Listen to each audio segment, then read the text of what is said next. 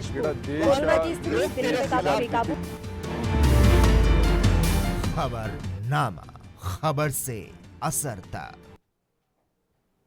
नमस्कार, आप देख रहे हैं हमारा खास कार्यक्रम खबरनामा और मैं हूं आपके साथ काजल ठाकुर। किसान आंदोलन को आज 88 दिन हो चुके हैं। एक तरफ किसान अपनी मांगों को लेकर डटे हुए हैं तो वहीं दूसरी तरफ सरकार भी पीछे हटने को तैयार नहीं है। इसी बीच दिल्ली के मुख्यमंत्री अरविंद केजरीवाल ने विधानसभा में उत्तर प्रदेश के किसानों के साथ बैठक की है, जिसमें आप नेता संजय सिंह ने कहा कि दिल्ली में मुख्यमंत्री अरविंद केजरीवाल 28 फरवरी को मेरठ में महापंचायत को संबोधित करेंगे और इसी सिलसिले में किसान नेताओं से बैठक की गई और आगे की रणनीति पर चर्चा होगी। उनका कहना यह है कि आज बैठक में मुख्य तौर पर पश्चिमी उत्तर प्रदेश के किसान शामिल होंगे। इस दौरान उन्होंने किसानों का मुद्दा उठाते हुए कहा कि गन्ना किसान का दाम नहीं बढ़ाया गया है, बिजली लगातार बढ़ती जा रही है, ऐसे में स्थानीय मुद्दों को लगातार उठाया जा रहा है। उत्तर प्रदेश के मुद्दों को और 3 कृषि कानूनों के मुद्दों पर सीएम केजरीवाल की किसानों से बातचीत हुई।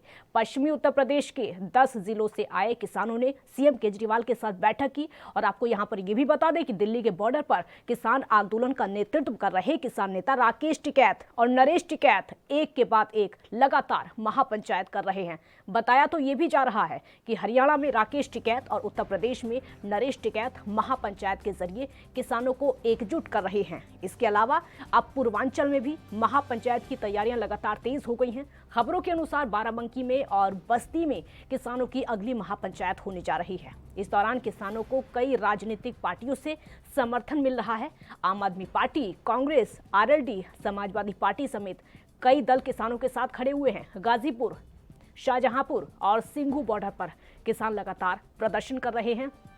केंद्र सरकार पर तीनों केंद्रीय कृषि कानूनों को वापस लेने के लिए लगातार दबाव बना रहे हैं और माना तो ये भी जा रहा है कि आगामी विधानसभा चुनावों में भी पंजाब के कृषि मतदाता निर्णायक भूमिका में होंगे। इसीलिए माना यह जा रहा है कि आम आदमी पार्टी अभी से उन्हें खुश करने में जुटी हुई है। और लेकिन वहीं उत्तर प्रदेश में भी विधानसभा चुनाव हैं।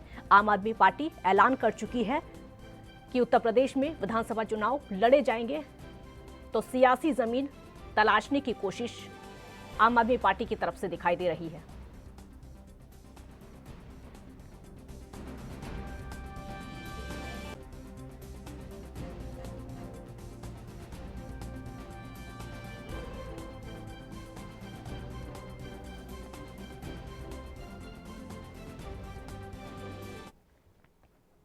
और हमारे साथ इस समय चर्चा करने के लिए राहुल आनंद बीजेपी का पक्ष रखेंगे। राहुल जी, बहुत स्वागत है आपका। नमस्ते। राहुल जी, जिस तरीके से किसान आंदोलन लगातार चल रहा है, अरविंद केजरीवाल पहले ही ऐलान कर चुके हैं कि उत्तर प्रदेश में विधानसभा चुनाव पूरे दमखम के साथ आम आदमी पार्टी लड़ेगी, लेकिन अब महापंचायत का आयोजन, किसान संगठनों से मुलाकात की जा रही है, तो कयास यही लगाए जा रहे हैं कि उत्तर प्रदेश में सियासी जमीन तलाशने की कोशिश। देखिए काजल जी, सबसे पहले मैं आपको बता दूं कि ये जितने भी विपक्ष की पार्टियां बैठी हैं वो मति भ्रमित का शिकार हो चुकी हैं और साथ ही ये सारे लोग अपनी राजनीतिक रोटियां सेकने का काम कर रही हैं।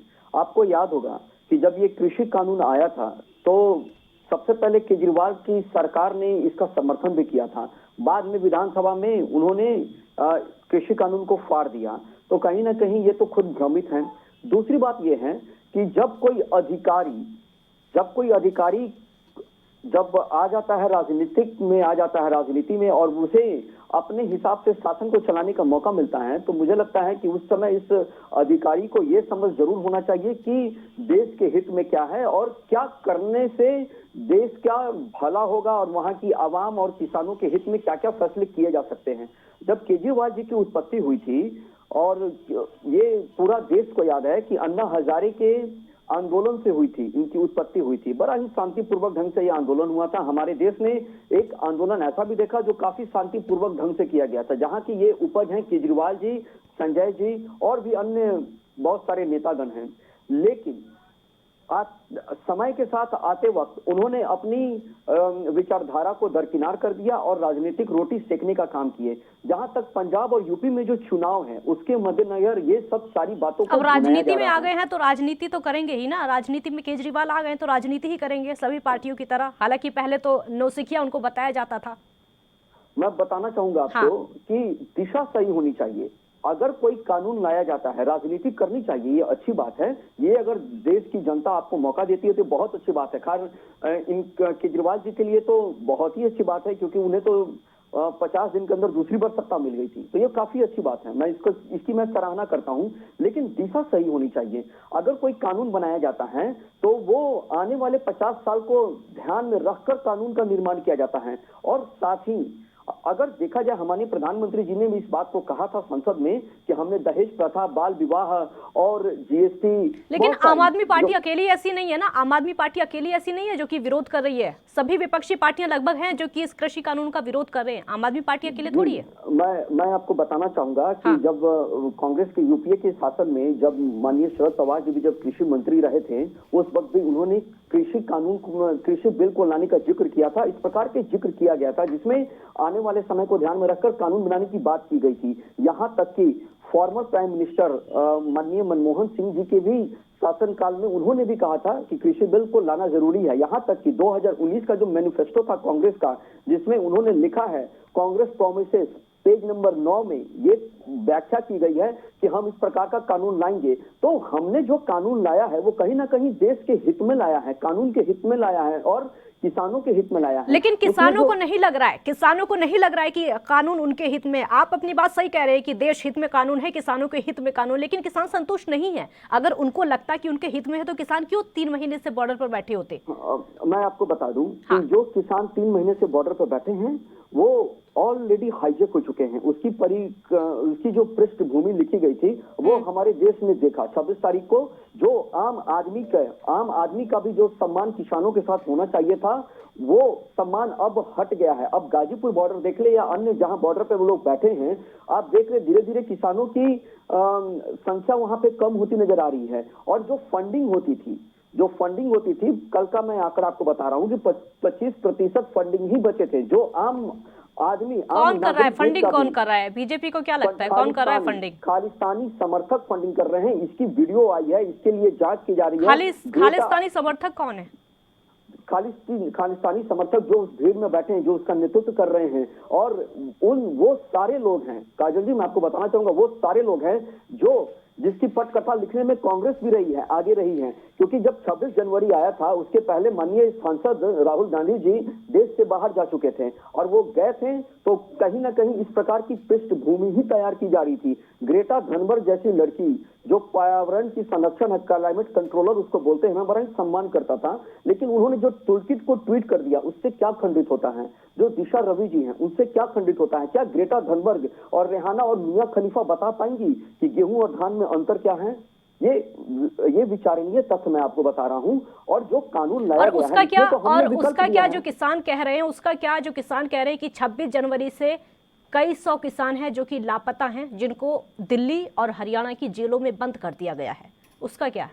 देखिए, उस वक्त जो उपद्रवी वहां पे रहे होंगे, और जब हमारी दिल्ली पुलिस ने अपनी गंभीरता का और साहस का परिचय दिया था, जब उनके ऊपर जब हमले हो रहे थे और पूरा देश देख रहा था, उसमें जो साहस का परिचय हमारी पुलिस ने दिया था, उसके बाद जो तत्कालीन कार्रवाई की गई होगी उसके विरोध में वो लोग कहीं गिरफ्तार हुए होंगे, इसका आंकड़ा मैं भी नहीं बता सकता हूं। और जो गायब होने की बात है तो इसकी पुष्टि करने का काम वहां की प्रशासन का है, और वो प्रशासन करेगी, वो काम प्रशासन करेगी। अब हमारा जो कानून है इसमें हमने तो बस विकल्प दिया है। उत्तर प्रदेश पर आइए, उत्तर प्रदेश पर वापस आ जाते हैं। उत्तर प्रदेश के चुनाव है, वहां पर आम आदमी पार्टी पहले ही ऐलान कर चुकी है चुनाव लड़ने का। टेंशन है बीजेपी को? देखिए, टेंशन तो तब होता है जब हमारे सामने जो प्रतिद्वंदी होता है वो किस प्रकार का है, और खास करके जो कोरोना का जो संकट आया था उसमें दिल्ली आउट ऑफ कंट्रोल हो रही थी। प्रतिद्वंदी का प्रदर्शन तो दिल्ली में देख लिया होगा। प्रतिद्वंदी का प्रदर्शन तो लगातार 2 बार के चुनाव से दिल्ली विधानसभा चुनाव में देख ही रहे हैं। मैं आ रहा हूँ, आपके विषय पे आ रहा हूँ। हाँ। और जब कोरोना संकट में जब माननीय केजरीवाल जी से ये कंट्रोल नहीं हुआ था तो गृह मंत्रालय को उसमें हस्तक्षेप करना पड़ा था, जी सारे लोगों ने देखा था। और दूसरी, जो दिल्ली देश की राजधानी है उसको जो आंदोलन जीविका गढ़ बना दिया गया है, वो कहीं ना कहीं प्रश्नवाचक चिन्ह ही देते हैं। अगर आपकी आंदोलन की, देखिए लोकतंत्र है, इसमें आंदोलन करना चाहिए, अपनी बातों को रखना चाहिए, ये हमारे संविधान में वर्णित है और ये लोकतंत्र की खूबसूरती है। लेकिन दिशा सही होनी चाहिए। अगर आप आंदोलन कर रहे हैं उससे आम जनों को नुकसान ना हो और आप अगर अपनी बातों को रखते हैं तो हर कोई, मैं भी किसानी हूँ, मैं भी किसान करता हूँ, मेरे यहाँ भी अभी।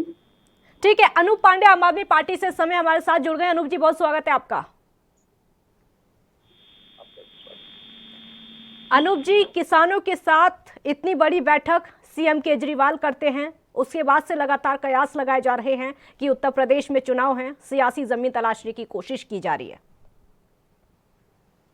जी, आवाज आ रही है मेरी? हाँ, आपकी आवाज आ रही है, बोलिए। ये जो कृषि कानून है ये काले कानून के बराबर है। अंग्रेजों के जमाने में इस तरह के कानून बनते थे, अब आजाद हिंदुस्तान में इस तरह के कानून बन रहे हैं। आपने देखा होगा कि इस देश के अंदर जमींदारी उन्मूलन कानून बना। कोई व्यक्ति एक बना दिया गया, इतने एकड़ से ज्यादा, लगभग 11 एकड़ से ज्यादा जमीन नहीं रख सकता है। लेकिन इस कानून में एक उद्योगपति करोड़ों एकड़ जमीन ले सकता है। और इस कानून में एक बात और लागू होती है, वो ये लागू होती है कि कोई भी व्यक्ति अनाज इकट्ठा कर सकता है, जो रोजमर्रा की चीजें, यानी कि जमाखोरी रोकने के कानून को भी समाप्त कर दिया गया है। इस कानून में आपने देखा होगा कि जिसकी जमीन है वो उसी में मजदूरी करेगा और वही अन्न जो भंडारण करेगा उसको जब लेने जाएगा किसान। मुद्दे पर आइए अनूप जी, मुद्दे पर आइए, क्योंकि लगातार आम आदमी पार्टी भी तो किसानों का साथ दे रही है ना, अब तक कुछ क्यों नहीं हो पाया? आऊंगी आपके पास, राहुल जी आऊंगी, जवाब दीजिए। देखिए, ये पहले दिन से आम आदमी पार्टी किसानों के साथ है, सीएम केजरीवाल वहां पर पहुंचते हैं, दिल्ली के स्वास्थ्य मंत्री भी वहां पर पहुंचते हैं। देखिए, अन्नदाता किसान, हाँ, किसानों का साथ देना बहुत जरूरी है। भारत के हर नागरिक को, जो कृषि कार्य में है या कृषि कार्य में नहीं है, सबको मिलकर के इस कानून के खात्मे के विषय में आंदोलन करना चाहिए। आम आदमी पार्टी का मानना है कि ये तीनों काले कानून जिस दिन प्रभावी ढंग से लागू हो जाएंगे, अभी तो कुंडली मार के लोग बैठे हुए हैं, जो लोग इस ताक में है कि जब आंदोलन खत्म हो तो इसका असर दिखे। लेकिन आम आदमी पार्टी का मानना है कि हम किसानों के साथ थे, हैं और रहेंगे। ठीक है, राहुल जी आपका जवाब देना चाह रहे हैं, बोलिए। देखिए, सबसे पहले मैं आती हूँ आपके पास, आती हूँ। सबसे पहले मैं आपके प्रोफेसर से ये भी पूछना चाहूंगा कि आपने भी सदन में कृषि कानून का समर्थन किया था, बाद में राजनीतिक रोटियां सेकने के लिए आपने इसका विरोध किया। दूसरी मैं बात आना चाहूंगा कि ये जो काला कानून है ये कैसे है, आप इसके बारे में मुझे जरूर बताएं। और दूसरा, जो आपने जमाखोरी जो की बात की थी, तो उसके लिए हमारे देश में प्रशासन है जो देख रही है, कहीं भी जमाखोरी नहीं है। मैं आपको याद दिला दूं कि 780 लाख मैट्रिक टन की खरीदारी अभी तक हो चुकी है। मंडियां खत्म होने का डर है, एमएसपी कानून नहीं बन पा रहा है उसका डर है, भविष्य का डर है। मैं आपकी बातों को बता देता हूं। जो एपीएमसी की जो बात की जा रही थी, हमारे संसद से भी इस बात को क्लियर किया गया है कि कहीं से मंडी खत्म नहीं होगी, पुरानी व्यवस्था कायम रहेगी। जो हमने कानून बनाया है, उस कानून में, उस कानून में आपको 3 दिन के अंदर भुगतान करने का प्रावधान है। तो ये जो 3 दिनों के भुगतान का प्रावधान है, इसके लिए विरोध से क्यों बैठे हैं लोग? और मैं आपको ये भी बताना चाहूंगा। ठीक है, ब्रेक पर जाना होगा और ब्रेक के बाद वापस लौटेंगे, क्योंकि उत्तर प्रदेश में आम आदमी पार्टी पहले ही चुनाव लड़ने का ऐलान कर चुकी है। कहीं ना कहीं बीजेपी के टेंशन यहां पर बढ़ेगी, क्योंकि एक पार्टी अब उत्तर प्रदेश में बढ़ेगी। इसी सवाल के साथ वापस लौटेंगे, छोटा सा ब्रेक लेते हैं।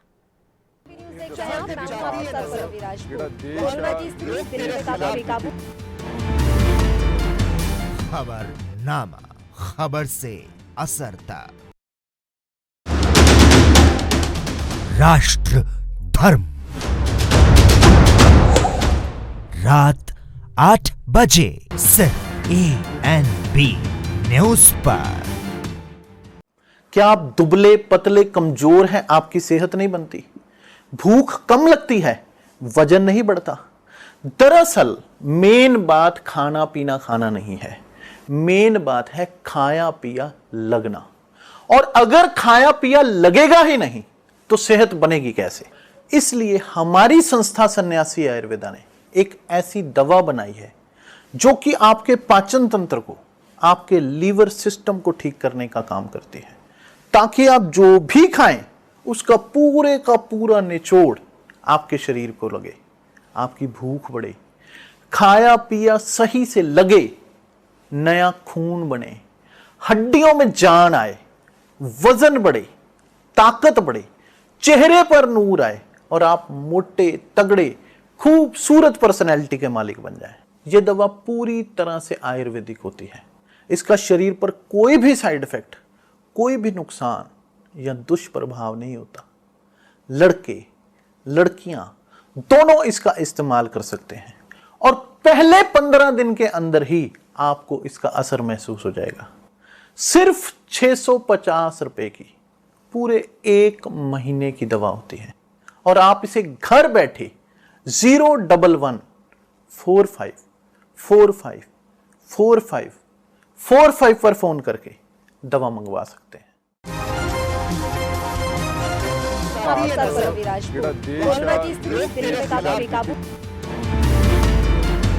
खबरनामा, खबर से असर तक।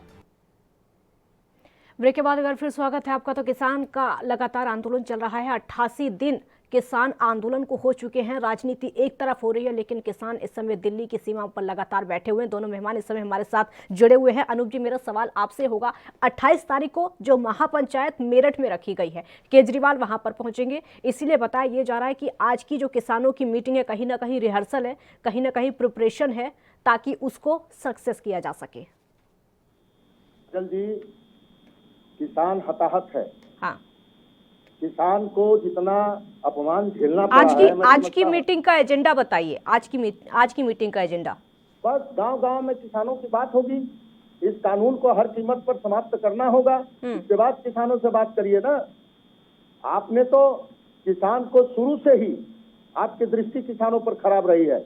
अपने उद्योगपति मित्रों के कारण इस देश के अन्नदाता को बदनाम आपने किया है। आपको तो क्षमा मांगना चाहिए। मीटिंग पर आइए अनूप जी, मीटिंग पर आइए। 28 तारीख को भी महापंचायत रखी है, आज किसानों से मीटिंग हो गई है। क्या मतलब है इसका? क्या एजेंडा है इसका? सियासी एजेंडा लगातार बताया जा रहा है। कोई सियासी एजेंडा नहीं है। किसानों के लिए आम आदमी पार्टी सशक्त होकर के किसानों का सहयोग करेगी। हमने पानी दिया किसानों को, ये लोग पानी काट दिए थे, बिजली काट दिए थे। ये लोग देश को नुकसान करना चाहते हैं, किसानों को तोड़ना चाहते हैं, किसान की हड्डियों को तोड़ रहे हैं। ये कितने किसान आंदोलन हुए इस कृषि कानून को बनाने के लिए। किसानों का अगर साथ देना है अनूप जी, आम आदमी पार्टी को अगर किसानों का साथ देना है तो दिल्ली में भी दिया जा सकता है ना, दिल्ली बॉर्डर पर भी दिया जा सकता है ना। यहाँ तो आम आदमी पार्टी की तरफ से सारी सुविधाएं भी किसानों को लगातार दी जा रही है, तो जगह जगह उत्तर प्रदेश में घूमने की जरूरत है क्या? बिल्कुल है। हाँ। हर आदमी को जगाना है, इसमें आम आदमी को भी शामिल करना है, क्योंकि यह कानून। तो किसान तो जागे हुए हैं ना, किसान तो वैसे ही जागे, किसान तो ऑलरेडी यहाँ पर पहुंच रहे ना ट्रैक्टर ट्रॉली से। उत्तर प्रदेश के किसान हो, पंजाब के किसान हो या फिर हरियाणा के किसान हो, वो तो लगातार जागे हुए हैं, जागरूक है, पढ़े लिखे किसान है। वो सिर्फ खेतों तक सीमित नहीं है ना। बिल्कुल बिल्कुल। हाँ बिल्कुल, किसानों का सहयोग करना कोई पाप है क्या? ठीक है आती। हाँ, गांव गांव में जाकर के किसानों को जागरूक करना कोई दुख की बात है क्या? इसको किस रूप में लेना चाहिए? हर बात भारतीय जनता पार्टी से कोई ज्यादा सियासत कर सकता है? मीटिंग का एजेंडा, मीटिंग का और पंचायत का एजेंडा आप नहीं, मीटिंग का और पंचायत का एजेंडा आप नहीं बता रहे। दोबारा आऊंगी आपके पास। राहुल जी बोलिए। देखिए, प्रवक्ता महोदय जो हैं आपके, उन्होंने मेरे सवाल का जवाब नहीं दिया कि इसमें कानून में काला क्या है। आप इनसे फिर से पूछिएगा, क्योंकि सदन में भी किसी ने इसका जवाब नहीं दिया था। विपक्ष में जो हमारे साथ बैठे थे उन्होंने भी जवाब नहीं दिया था। और मैं बताता हूँ, मैं आता हूँ। और दूसरा मैं आता हूँ, और आपके जो फायदे अनाज बेचने को लेकर है। हम देखिए, जब मैं बोलता हूँ तो आप सुनिए, जब आप बोलते थे तो मैं सुन रहा था। ये एक अच्छी बात है और शिष्टाचार है। हम दोनों पढ़े लिखे हैं, जवाब दे रहा हूँ, देखता है। आप दीजिएगा, जब आपका दाम आएगा तो आप दीजिएगा, मैं सुनूंगा। और जो फायदे की जो बात है, कहीं भी अनाज किसान बेच सकते हैं, 3 दिनों के अंदर भुगतान किया जाएगा, कहीं भी लाइसेंस की आवश्यकता नहीं पड़ेगी। आप पैन कार्ड के आधार, पैन नंबर के आधार पर अपने आप कहीं भी अनाज को बेच सकते हैं। मालिकाना हक किसान का रहेगा। एमएसपी लागू है और एज यूजुअल, और मैं आपको इसका उदाहरण भी दे देता हूं कि जो 780 लाख मैट्रिक टन जो खरीदारी की गई है भारतीय खाद्य निगम के द्वारा, जो भारत सरकार के अधीन आती है, उसमें 65% की खरीदारी सिर्फ पंजाब से की गई है और लोगों को भुगतान भी हो गया है। करीब 18 से 20 करोड़ लोगों को भुगतान हो चुका है। एमएसपी की रेट की मैं बात कर रहा हूं। इंफ्रा का निर्माण होगा, भंडारण की सुविधा बनेगी। अभी जो सरकार हमसे खरीदती है उसमें हमारे पास भंडारण की मात्र 6 से 7% की ही व्यवस्था है। मैंने आपको अब तक 8 फायदे गिना दिए। अब मैं आता हूं उद्योगपतियों पे। आपको पता होना चाहिए, जब भारत जब स्वतंत्र हुआ था, आजाद हुआ था, तो सबसे पहले पंडित जवाहरलाल नेहरू की बेटी ने, माननीय पूर्व प्रधानमंत्री इंदिरा गांधी जी ने लाइसेंस राज को कायम किया गया था। और एक पुरानी कहावत चली थी कि जो बिजनेसमैन है उसको बिजनेस का काम किया जाना चाहिए। उनका काफी योगदान होता है हमारे देश के अर्थव्यवस्था में, क्योंकि सरकार सबको नहीं खिला सकती है। ये आपको भी पता होना चाहिए कि अगर उद्योगपति हैं हमारे देश में तो हमारा इंफ्रा और हमारे जीडीपी में उनका स्थान है। वो नौकरियां देते हैं, इंफ्रा का निर्माण करते हैं। और जो पानी बिजली की जो कटौती की बात है, मैं उस पर भी आपका स्पष्ट कर दूं कि जब देश विरोधी गतिविधियां पाई गई, जिसमें सारे विपक्ष के लोग शांत हो गए, यहां तक कि आपकी भी पार्टी की तरफ से किसी प्रकार की प्रतिक्रिया नहीं दी गई, उस आंदोलन में घी देने का काम आप लोगों ने किया था। तो जो भारतीय जनता पार्टी है, उसके सामने अगर सत्ता में है तो वो ही कर सकती है, क्योंकि आप नहीं छू सकते हैं, आप छूने से डरते हैं। हमने किया है, हमने 370 से लेके भारत को विश्व गुरु बनने का नए इतिहास को रचा, वो भी स्वर्ण अक्षरों में रखा है। अब आप अपने जवाब दे सकते हैं। जी, 70 सालों में जो हुआ आप उसको तो भूल ही जाते हैं। अनूप जी बोलिए। है ना, इनसे अगर एक सवाल पूछ दिया जाए कि उत्तर प्रदेश में अभी गन्ना का भुगतान कई वर्षों से बाकी है, बताइए। उत्तर प्रदेश में गन्ना का भुगतान हुआ है क्या? ये मैं भी जानता हूँ इस विषय को, लेकिन आपको मैं बता गन्ना का भुगतान हुआ है क्या? जो है उनको 2250 क्विंटल गन्ना उनका जा चुका है चीनी मिल में। आप दिशा सही रखिए, भुगतान हुआ है क्या? आंदोलन का दिशा सही रखिए, सुनने में अच्छा लगता है। 6 साल भुगतान नहीं है, 5-6 साल। तो इसको लेकर और काला कानून क्या है आपने अपना बता दिया। काला कानून कैसे है जरा सुनिए, ध्यान बताइए। जब किसान और उद्योगपति में झगड़ा होगा तो कहाँ निपटारा होगा उसका? पहला जवाब दूं मैं जवाब नहीं, पहला सुनिए, पहला मैं उसका जवाब दे देता हूँ। मैं आपका जवाब दे देता हूँ, इकट्ठे जवाब दीजिए ना। दूसरा कोई भी व्यक्ति जो रोजमर्रा की जरूरतें हैं उसको एक जगह इकट्ठा कर लेगा, यानी कि जमाखोरी बढ़ावा, जमाखोरी को। आपको पता होना चाहिए कि जिस दिन कानून ऑर्डिनेंस आया उसी दिन आपकी सरकार के जो बड़े उद्योगपति मित्रगण हैं, करोड़ों रुपया इन लोगों ने लोन लिया एक कंपनी से और जिले जिले में इनके गोदाम बनने शुरू हो गए और इन लोगों ने डी मार्ट और इस तरह के जो रिलायंस के गोदाम हैं उसको बढ़ाने लगे, खरीदने लगे। अभी ये लोग रुके हैं, इसलिए रुके हैं कि अभी ये जान रहे हैं कि कुछ भी हो सकता है।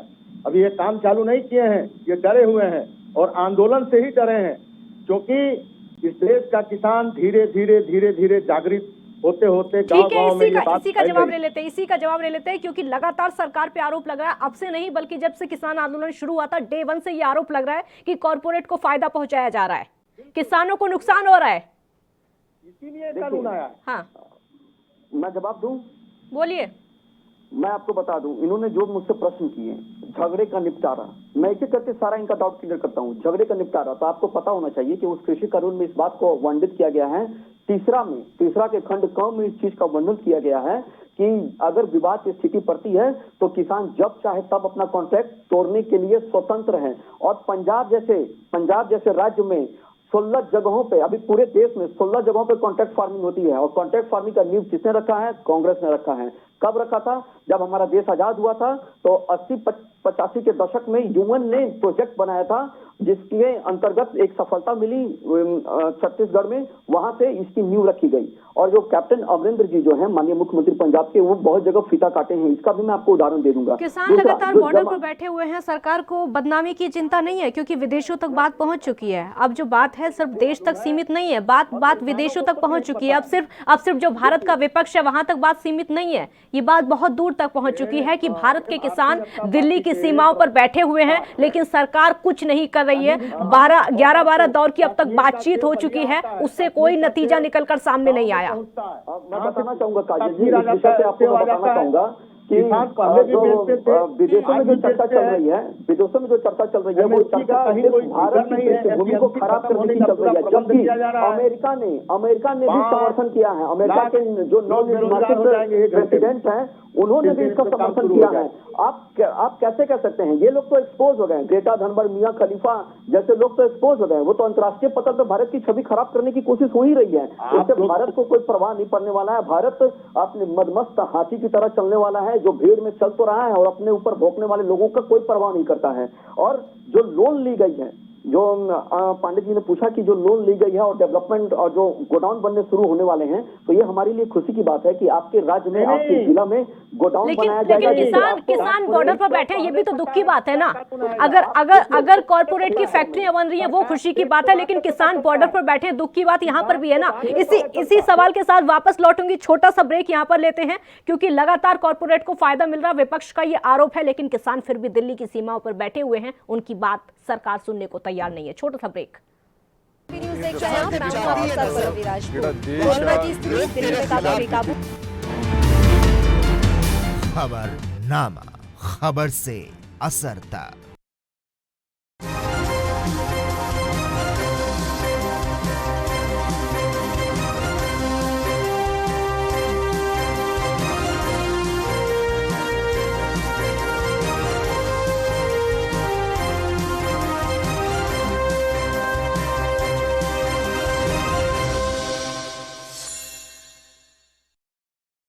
क्या आप दुबले पतले कमजोर हैं? आपकी सेहत नहीं बनती, भूख कम लगती है, वजन नहीं बढ़ता?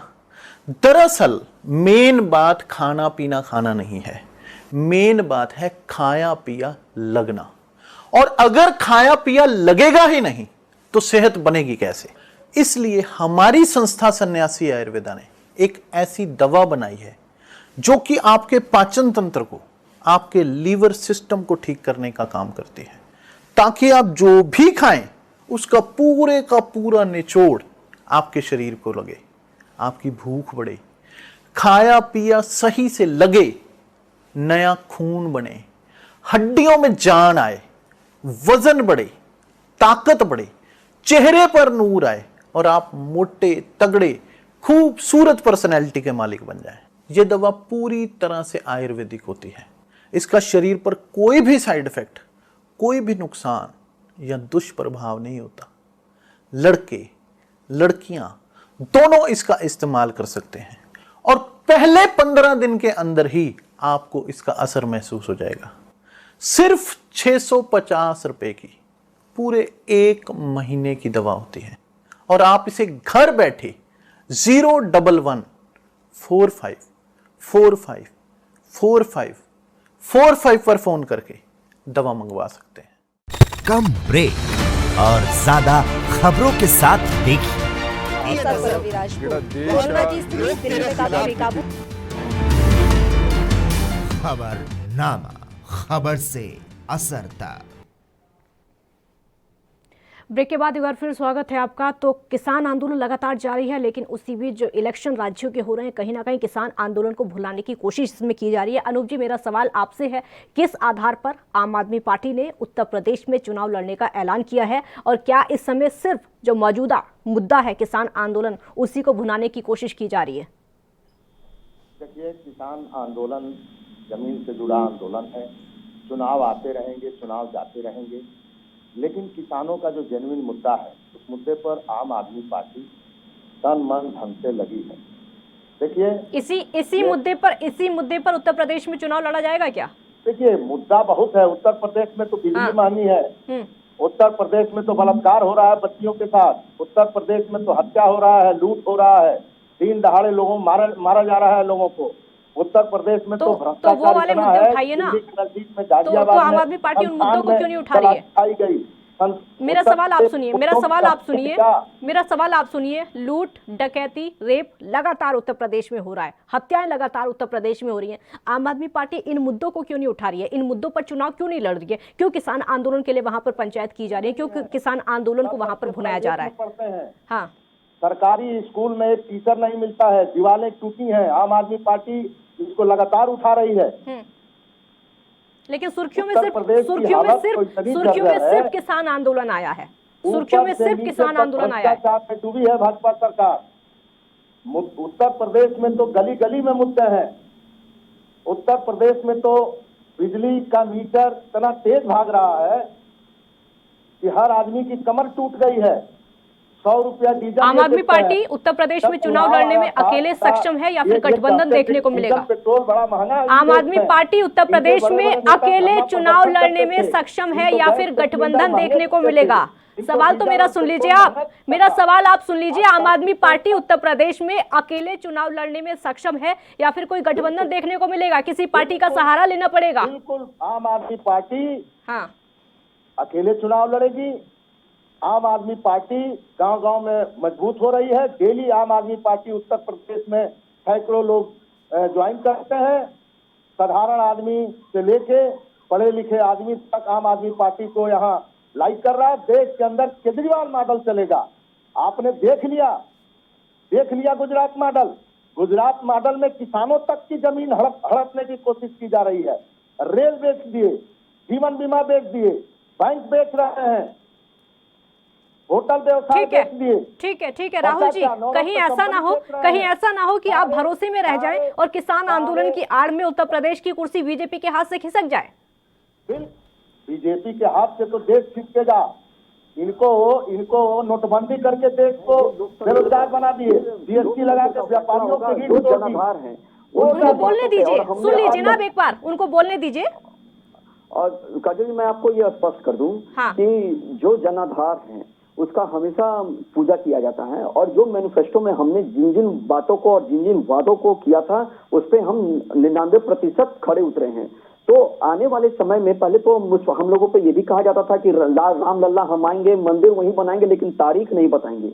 हमारे विपक्षी कहते थे, प्रतिनिधि ये सब बातें कहा करते थे। हमने वो सारा चीज किया, हमने माननीय सर्वोच्च न्यायालय द्वारा वो सारा ठीक है, आपको मैं यही रोकूंगी। उत्तर प्रदेश के मुख्यमंत्री क्या कुछ कह रहे हैं उनको सुन लेते हैं। केरल से सीधी तस्वीरें आ रही हैं।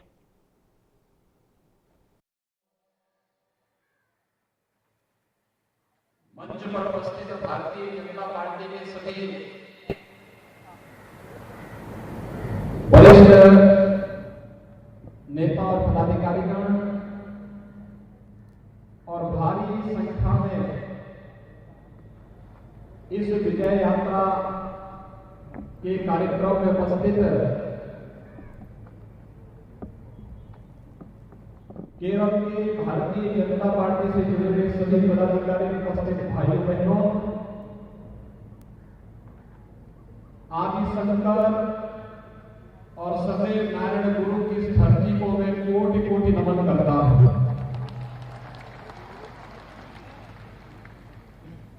केरल की धरती पर हम सबको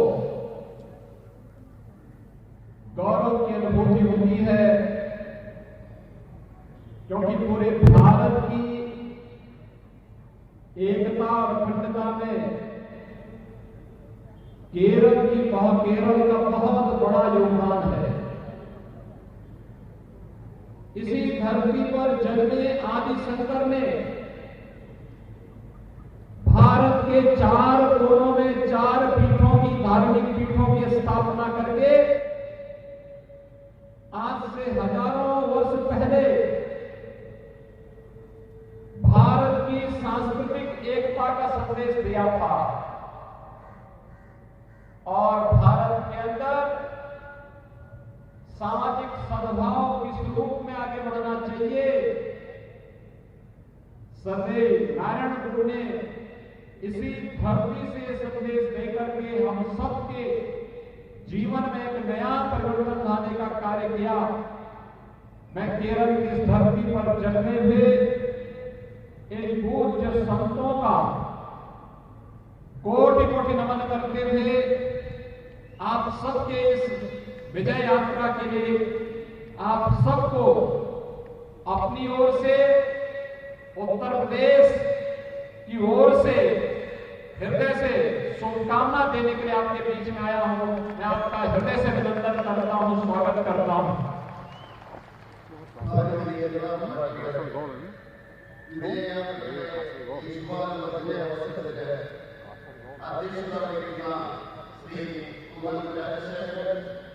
भारतीय जनता पार्टी संस्थान मुखंड श्री केंद्रीय मंत्री श्री वी मुरलीधरन, केंद्र सुमर्थ श्री बीसी തോമസ്, വേദിയിലും അതുപോലെ തന്നെ ഇവിടെ സന്നിഹിതരായിരിക്കുന്ന നേതാക്കളെ, അതുപോലെ തന്നെ ഈ മഹാജന സഞ്ചയത്തെ ഞാൻ കണ്ടിട്ട് എനിക്ക് സന്തോഷം വരികയാണ്. ഈ കേരളത്തിന്റെ മണ്ണിൽ നിൽക്കുന്ന അവസരത്തിൽ എനിക്ക് അഭിമാനം തോന്നുന്നു. ആദിശങ്കരന്റെ ഭൂമിയാണിത്, ശ്രീനാരായണ ഗുരുവിന്റെ ഭൂമിയാണിത്. ഭാരതത്തിന് അഖണ്ഡതയുടെ മന്ത്രം ചൊല്ലിക്കൊടുത്ത ആദിശങ്കരന്റെ മണ്ണിൽ നിൽക്കുമ്പോൾ ആദിശങ്കരൻ ഈ ഭാരതത്തിന്റെ 4 കോണുകളില് 4 പീഠങ്ങൾ സ്ഥാപിച്ചുകൊണ്ട് ആയിരക്കണക്കിന് വർഷങ്ങൾക്ക് മുമ്പ് സാംസ്കാരിക ഏകതയുടെ പാഠങ്ങൾ നമ്മളെ പഠിപ്പിച്ചപ്പോൾ, സദ്ഭാവനയുടെ പാഠങ്ങൾ നമ്മളെ പഠിപ്പിച്ച അദ്ദേഹമാണ്. അദ്ദേഹം ഈ മണ്ണിലാണ് ജനിച്ചത്. അതുപോലെ തന്നെ നമ്മുടെ ഭാരതത്തിന്റെ ജീവിതത്തിന് പരിവർത്തനത്തിന്റെ പാത കാണിച്ചു തന്ന നാരായണ ഗുരുവിന്റെ ഭൂമിയാണിത്. ഈ ഭൂമിയെ ഞാൻ കോടി കോടി നമിക്കുകയാണ്. ഈ വിജയയാത്രയ്ക്ക് എന്റെ പേരില്, ഉത്തർപ്രദേശിലെ ജനങ്ങളുടെ പേരില്, എന്റെ ഹൃദയത്തിന്റെ പേരില് നിങ്ങൾക്കെല്ലാം ആശംസകൾ അർപ്പിക്കുകയാണ്. भाइयों बहनों, केरल के अंदर भारतीय जनता पार्टी का कार्यकर्ता जिन विपरीत परिस्थितियों में कार्य कर रहा है, वह सचमुच आपके साहस और भारत के प्रति, भारत माता के प्रति और केरल की समृद्धि के लिए आपकी प्रतिबद्धता को दोहराता है। ये सचमुच यहां के उन सभी कार्यकर्ताओं को जो सीपीएम और अन्य उन तत्वों के खिलाफ मजबूती से लड़ाई लड़ते हुए मूल्य और आदर्शों की राजनीति करने के लिए अपने आप को समर्पित किए हुए हैं, उन सभी कार्यकर्ताओं का मैं हृदय से स्वागत करता हूं, अभिनंदन करता हूं। സഹോദരി സഹോദരന്മാരെ, ഈ കേരളത്തിലെ ഭാരതീയ ജനതാ പാർട്ടിയുടെ പ്രവർത്തകര് എത്രമാത്രം വിപരീതമായിട്ടുള്ള സാഹചര്യത്തിലാണ് കഷ്ടപ്പെട്ടുകൊണ്ട് പ്രവർത്തിക്കുന്നതെന്ന് എനിക്ക് മനസ്സിലാക്കുവാൻ സാധിക്കും. ഭാരതമാതായുടെ ആത്മാഭിമാനം കാത്തുസൂക്ഷിക്കുന്നതിന് വേണ്ടി, കേരളത്തിന്റെ സമൃദ്ധിക്ക് വേണ്ടി നമ്മുടെ പ്രവർത്തകര് ഇവിടെ കഷ്ടപ്പെടുകയാണ്. അതുപോലെ തന്നെ സിപിഎം പോലുള്ള രാഷ്ട്രീയ കക്ഷികള് കേരളത്തിലെ ഭാരതീയ ജനതാ പാർട്ടിയുടെ പ്രവർത്തകരെ അവർ ക്രൂരമായിട്ടാണ് നേരിടുന്നത്. തത്വത്തിന്റെ അടിസ്ഥാനത്തില്, മൂല്യത്തിന്റെ അടിസ്ഥാനത്തില്, ആദർശത്തിന്റെ അടിസ്ഥാനത്തില് ഇവിടെ പ്രവർത്തിക്കുന്ന പ്രവർത്തകരെ എന്റെ ഹൃദയത്തിന്റെ ഭാഷയില് ഞാൻ നിങ്ങളെ ആദരിക്കുകയാണ്, ആശംസിക്കുകയാണ്. भाइयों बहनों, केरल के अंदर सीपीएम की सरकार हो या इससे पहले कांग्रेस की सरकार, इन लोगों ने केरल के अंदर भ्रष्टाचार फैलाने के सिवाय कुछ भी नहीं किया। जनभावनाओं के साथ खिलवाड़ करना, यहां पर केरल की धरती को अव्यवस्था और अराजकता का शिकार अपने राजनीतिक स्वार्थों के लिए इनके द्वारा किया जा रहा है।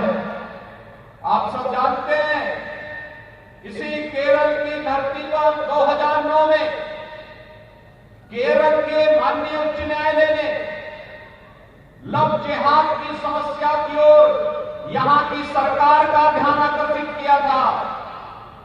लेकिन यहाँ की सरकार लव जिहाद के नाम पर प्रारंभ की जा रही यहाँ की पूरी व्यवस्था को ध्वस्त करने की साजिश के खिलाफ आज तक कोई प्रभावी कानून नहीं बना पाई। लेकिन उत्तर प्रदेश के अंदर कुछ ही केस आए थे, लव जिहाद के खिलाफ एक सख्त कानून बना करके हम लोगों ने ऐसे तत्वों के खिलाफ कार्रवाई करना प्रारंभ किया है। सहोदरी सहोदरന്മാരെ, ഈ കേരളത്തിലെ സിപിഎമ്മിന്റെ സർക്കാരാണെങ്കിലും കോൺഗ്രസിന്റെ സർക്കാരാണെങ്കിലും അഴിമതി മാത്രമാണ് ജനങ്ങൾക്ക് പ്രദാനം ചെയ്യുന്നത്. ജനങ്ങളുടെ പ്രശ്നങ്ങൾ പരിഹരിക്കുവാൻ വേണ്ടി ഈ മണ്ണില് അവരൊന്നും ചെയ്തിട്ടില്ല. ഈ ഭൂമിയില്, കേരളത്തിന്റെ ഭൂമിയില് അവ്യവസ്ഥയും അതുപോലെ തന്നെ അരാജകത്വവും കൊണ്ടുവരുവാൻ വേണ്ടിയാണ് അവർ ശ്രമിച്ചിട്ടുള്ളത്. 2009 ഈ കേരളത്തിന്റെ ന്യായാലയം പറയുകയുണ്ടായി, ഈ കേരളത്തില് ലവ് ജിഹാദുണ്ട് എന്ന്. എന്നാൽ ആ ലവ് ജിഹാദിനെ നിയന്ത്രിക്കുന്നതിന് വേണ്ടിയുള്ള നടപടികളൊന്നും സ്വീകരിച്ചില്ല എന്ന് മാത്രമല്ല, അതിനനുകൂലമായിട്ടുള്ള നടപടികളാണ് ഇവിടുത്തെ സർക്കാർ സ്വീകരിച്ചുകൊണ്ടിരിക്കുന്നത്. എന്നാൽ ഉത്തർപ്രദേശിലെ സർക്കാർ ആ ലവ് ജിഹാദിനെ നിയന്ത്രിക്കുന്നതിന് വേണ്ടി ശക്തമായിട്ടുള്ള നിയമമുണ്ടാക്കി എന്ന് പറയുവാൻ ഞാൻ ആഗ്രഹിക്കുകയാണ്. मित्रों, लव जिहाद के बारे में यहाँ के न्यायालय ने 2009 में इस बात को स्पष्ट किया था कि लव जिहाद केरल जैसे स्टेट को इस्लामिक स्टेट बनाने की साजिश का हिस्सा है। उस सब के बावजूद यहां की सरकार सोई हुई है, उसे चिंता नहीं है न सुरक्षा की और न ही इसकी आड़ में केरल के खिलाफ और देश के खिलाफ की जा रही साजिश के बारे में कोई प्रभावी कार्रवाई नहीं हो पा रही है। हम सबको इसके खिलाफ जागरूक होना पड़ेगा और इसीलिए आज केरल की आवश्यकता है भारतीय जनता पार्टी। भारतीय जनता पार्टी न केवल आपको समृद्धि का बल्कि प्रत्येक नागरिक को बिना भेदभाव के सुरक्षा की गारंटी भी दे सकती है। സുഹൃത്തുക്കളെ, കേരളത്തിന്റെ നീതിപീഠവും 2009 പറയുകയുണ്ടായി, ലവ് ജിഹാദ് കേരളത്തില് ഒരു ഇസ്ലാമിക് സ്റ്റേറ്റ് ഉണ്ടാക്കുന്നതിന് വേണ്ടിയുള്ള ശ്രമമാണ് എന്ന് പറയുകയുണ്ടായി. പക്ഷേ ഇവിടെ ഭരിക്കുന്നത് ആരായാലും കേരളത്തിന്റെ സുരക്ഷയ്ക്ക് വേണ്ടിയല്ല, ദേശത്തിന്റെ സുരക്ഷയ്ക്ക് വേണ്ടി അല്ല അവർ ഭരിക്കുന്നത്. അതിനുവേണ്ടിയുള്ള നടപടികൾ അവർ സ്വീകരിച്ചില്ല. നമ്മളെ സംബന്ധിച്ചിടത്തോളം ജാഗ്രത പുലർത്തേണ്ടിയിരിക്കുന്നു. കേരളത്തിന്റെ ആവശ്യം ഭാരതീയ ജനതാ പാർട്ടി ജയിക്കുക എന്നുള്ളതാണ്. കേരളത്തിന് എല്ലാവിധ സമൃദ്ധിയും നൽകുക എന്ന് മാത്രമല്ല, ഓരോ പൗരനും ഭേദഭാവമില്ലാതെ അവന് ക്ഷേമ പ്രവർത്തനങ്ങൾ നടത്തുക എന്നുള്ളതാണ് ഭാരതീയ ജനതാ പാർട്ടിയുടെ ലക്ഷ്യം. भाइयों बहनों, केरल के अंदर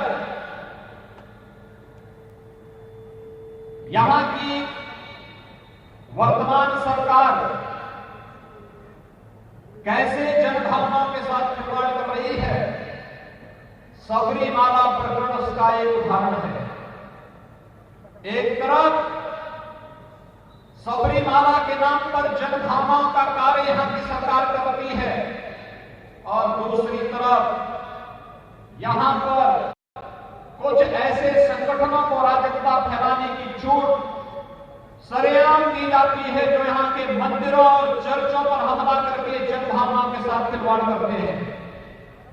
आप सब जानते हैं, केरल जैसे स्टेट में अगर जब सत्ता के संरक्षण में इस प्रकार की अराजकता फैलेगी तो स्वाभाविक रूप से ऐसे तत्वों के दुस्साहस बढ़ेंगे जिन्होंने अभी हाल ही में अपनी एक रेली तो केरल में चुनावी सभा को उत्तर प्रदेश के मुख्यमंत्री योगी आदित्यनाथ संबोधित कर रहे थे। वो वहां पर साफ कह रहे हैं कि यहां पर जितना भी भ्रष्टाचार था उसको खत्म किया जाएगा, क्योंकि अब तक की सरकारों में वो नहीं हुआ जो कि बीजेपी की सरकार बनने के बाद होगा। दो मेहमान हमारे साथ जुड़े हुए थे, उन दोनों का बहुत बहुत शुक्रिया। खबरनामा में फिलहाल इतना ही। आप देखते रहिए ANB न्यूज। नमस्कार। न्यूज़ देख रहे हैं आप, मैं हूं आपके साथ पल्लवी राजपूत। कोरोना की स्थिति दिन में काफी बेकाबू। खबर